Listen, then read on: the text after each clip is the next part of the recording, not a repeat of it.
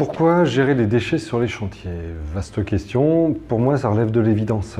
C'est-à-dire que sur des chantiers de bâtiments, on produit beaucoup de déchets qui, aujourd'hui, ne vont pas au bon endroit. C'est-à-dire que ça part généralement en décharge pour plus de 80% d'entre eux. Donc si on peut les recycler, leur donner une deuxième vie, de mon point de vue, c'est, au regard de ce qui se passe aujourd'hui sur la planète, c'est indispensable. Aujourd'hui, en 2019, je pense que c'est clairement le moment pour agir. On a des artisans qui sont tous sensibilisés au sujet. Personne ne traîne les pieds. On a peut-être des petits modèles économiques à affiner pour être certain de bien répartir les charges de ces démarches sur les bonnes personnes, sachant qu'aujourd'hui, les déchets, le fait de ne pas gérer les déchets intelligemment va coûter de plus en plus cher. On a des constructeurs qui sont prêts aussi, les aménageurs de zones qui ont envie de faire des zones beaucoup plus propres. Donc voilà, tous les feux sont au vert, il faut y aller.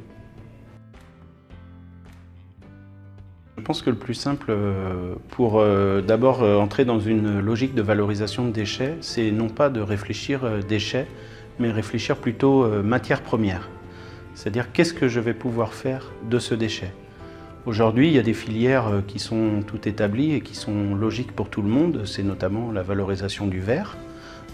Aujourd'hui, il semble inconcevable de jeter une bouteille de verre ailleurs que dans le bac à verre, pour que celle-ci soit recyclée et redevienne une nouvelle bouteille de verre. Aujourd'hui, je pense que les différents déchets qu'on a coutume d'utiliser, y compris nos ordures ménagères, peuvent devenir une matière première.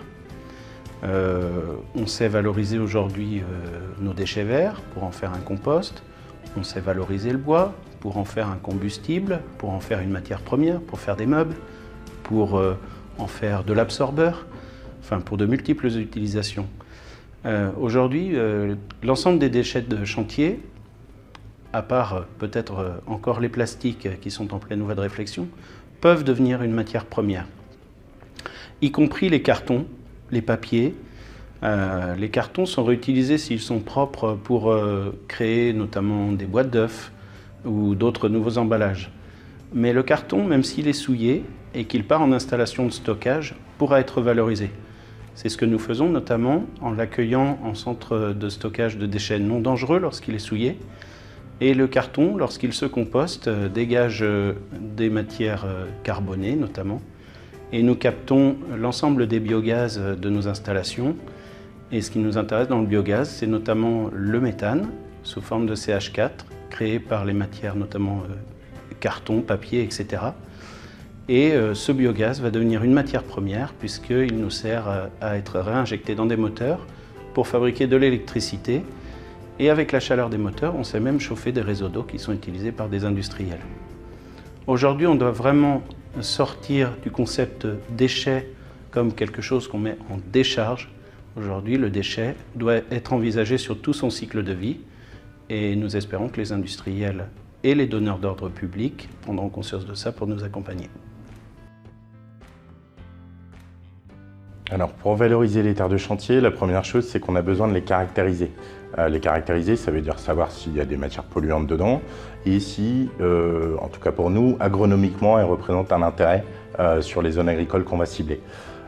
Une fois qu'on a ces analyses, nous on va s'occuper d'aller rechercher les solutions disponibles parmi notre communauté d'agriculteurs et derrière de pouvoir vous faire tout le plan réglementaire et le plan de suivi qui permettra à vos clients et le cas échéant aux prestataires de travaux de pouvoir mettre en place nos solutions à des coûts qui sont toujours forcément plus intéressants puisqu'on diminue le temps de transport et donc il y a un intérêt économique, écologique et agronomique.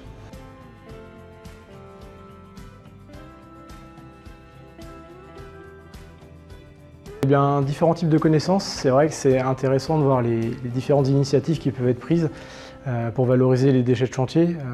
Il y a eu quand même pas mal de chiffres qui ont été annoncés qui sont assez affolants, on va dire, dans le contexte dans lequel on vit. Et c'est intéressant de voir que des gens essaient de bouger pour pouvoir proposer des solutions, que ce soit sur la valorisation de terre ou de mâchefers d'incinération.